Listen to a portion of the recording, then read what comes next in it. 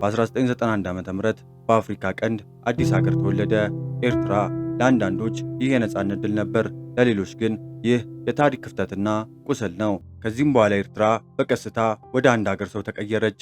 የመንግስት ውሳኔ ሳይሆን የኢሳያስ ውሳኔ፣ የሀገር ዕጣ ፋንታ ሳይሆን የኢሳያስ ራዕይ። በኢኮኖሚው ዘርፍም ኤርትራ ትልቅ ተስፋ ነበራት። ብዙ ኤርትራውያን ራሳቸውን የአፍሪካ ሲንጋፖር ሲሉ ነበር ቢሉም አይፈረድባቸውም። ምክንያቱም ኤርትራ ወደብ ነበራት፣ ረጅም የባህር ዳርቻ ነበራት፣ የንግድ ዕድል ነበራት። ነገር ግን የተመረጠው መንገድ የጦር መንገድ ነው። ሀገር ወደ ካምፕ ተቀየረች። ወጣቶች ወደ ዘላለማዊ ውትድርና ገቡ። 18 ወራት ተብሎ የተጀመረው አገልግሎት 10 ዓመት፣ 15 ዓመት እያለ ወደ ዕድሜ ልክ አደገ። ሀገር ያለ ወጣት፣ ኢኮኖሚ ያለ ነፍስ፣ ሀገር ያለ ነጻ ሰው፣ ልማት ያለ መንገድ አይታሰብምና ኤርትራን ያን መንገድ መረጠች። ኤርትራ በዓለም በጣም የተዘጋች ሀገር ሆነች። ነጻ ፕሬስ የለም፣ ነጻ ፓርቲ የለም፣ ነጻ ድምፅ የለም። ሕዝብ ከመንግስት አይጠይቅም፣ መንግስት ግን ሕዝብን ይጠይቃል። እንግዲህ አይደለም። አንዳንዶች ስለ ታሪክ ይናገራሉ፣ ሌሎች ስለ ፖለቲካ፣ ሌሎች ደግሞ ስለ ሰብአዊ መብት ሁኔታዋ።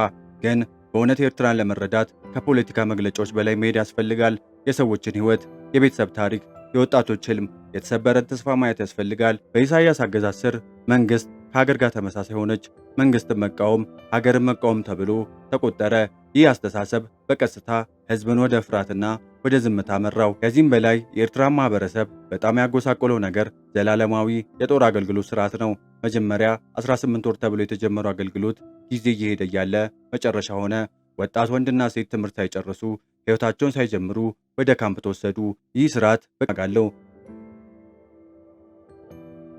ኢሳያስ አፈወርቂ በኤርትራ ላይ ስልጣን ከያዘበት ጊዜ ጀምሮ ስሙ በአንድ ነገር በቀጥታ ተያይዞ ይነገራል። ጦርነት። ለእርሱ ጦርነት ብቻ የመከላከያ መንገድ አልነበረም፣ የፖለቲካ መሳሪያ፣ የስልጣን ማስጠበቂያና የህዝብ መቆጣጠሪያ ሆነ። ከ1993 ጀምሮ እስከ ዛሬ ድረስ ኤርትራ በቀጣይነት በጦርነት ወይም በጦርነት ጥላ ውስጥ ግንኙነቱን ከጨረሰ በኋላ ጦርነት ጀመሩ። ይህ ግጭት አነስተኛ ቢመስልም ኢሳያስ አፈወርቂ በክልሉ ያለውንና በቀጠና ያለውን የጦርነት ፖለቲካ አሳየ። ኤርትራ በብዙ ጎረቤቶች ጋር ግጭት ውስጥ መግባታ የእርሱ መንግስት አመራር ባህሪ ሆነ። መነጋገር አይደለም መዋጋት መጀመሪያው አማራጭ ሆነ። ኢሳያስ በሶማሌ ውስጥ ጉዳይም ጣልቃ መግባቱን ተያያዘው። ኤርትራ በሶማሌ ግጭት ውስጥ ተጠርጣሪ ሆነች። በተለያዩ ታጣቂ ቡድኖች ላይ ድጋፍ እየሰጠች ነው ተብሎ ተከሰሰች። ይህ ነገር ለኤርትራ እስከ መቼ በጦርነት ጥላ ውስጥ ትኖራለች?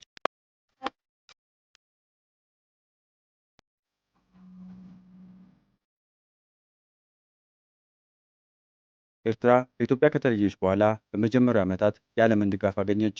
አሜሪካ፣ አውሮፓ፣ የአፍሪካ መንግስታት ሳይቀሩ ኤርትራን አዲስ ተስፋ በማለት ይመለከቷት ነበር። ኢሳያስም እንደ ነጻነት ተዋጊ ጀግና ተቆጥሮ ነበር። በዚህ ዘመን ኤርትራ ከኢትዮጵያ ጋር ጥሩ ግንኙነትም ነበራት። ከሱዳን ጋር ተመጣጣኝ ግንኙነት ነበራት። ከምዕራባዊ ሀገራት ጋርም ተስፋ የሚሰጥ ዲፕሎማሲ ግንኙነት ነበራት። በዚህ ጊዜ የኢሳያስ አቋም እኛ ራሳችንን እንበቃለን፣ ነገር ግን ከዓለም ጋር እንሰራለን የሚልም ነበር። ነገር ግን በ1998 የመጀመሪያው የኢትዮ ኤርትራ ጦርነት የኤርትራን ዲፕሎማሲ ሙሉ ለሙሉ ቀየረ። ከዚህ በኋላ ኢሳያስ ዓለምን በተጠርጣሪነት መመልከት ጀመረ። የዓለም ድርጅቶች፣ የተባበሩት መንግስታት፣ አሜሪካ፣ አውሮፓ ሁሉም በኢሳያስ እይታ የኤርትራን ሉዓላዊነት የሚያደናቅፉ ኃይሎች ሆኑ። ይህ ጦርነቱ ከተፈጸመ በኋላ ኤርትራ ወደ መገለል መንገድ ገባች። ዲፕሎማሲ እንደ መወያያ መንገድ ሳይሆን እንደ ጦር መሳሪያ ተጠቀመችበት። ኤርትራና ጎረቤቶቿ በፈረንጆች ከ2000 በኋላ ኤርትራ በብዙ ሀገራት ጎረቤት ችግር ውስጥ ገባች። በሱዳን፣ በጅቡቲ፣ በየመን፣ በኢትዮጵያ። እኒህ ሁሉ ተከታታይ ግጭቶች ኤርትራን በቀጠና ውስጥ የማይታመን ተጫዋች አደረጋት። የኢሳያስ ፖሊሲ ግጭት ራሱ የመኖር መንገድ ነው የሚል መልእክት ያሳየም ሆነ። የኢሳያስ ፖሊሲ ከተለመደው የዓለም ፖሊሲ በጣም ይለያል።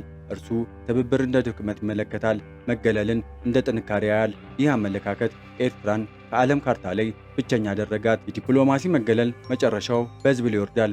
የኢኮኖሚ ድክመት፣ የሥራ አጥነት፣ የሕግ እጥረት እናም የዘላቂ የጦር አገልግሎት ግፍ ፈልጓል። አምባገነን መንግስታት መጀመሪያ በብሔራዊነት ወይም በነጻነት አሊያ በደህንነት የሕዝብ ድጋፍ ያገኛሉ።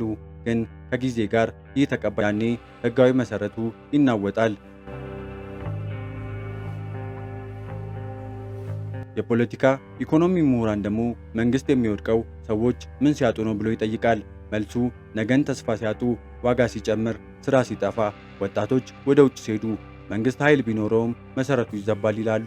ብዙ አምባገነን መንግስታት የሚወድቁት በህዝብ ብቻ አይደለም፣ በውስጣቸው ኤሊት ሲሰነጠቅ ነው።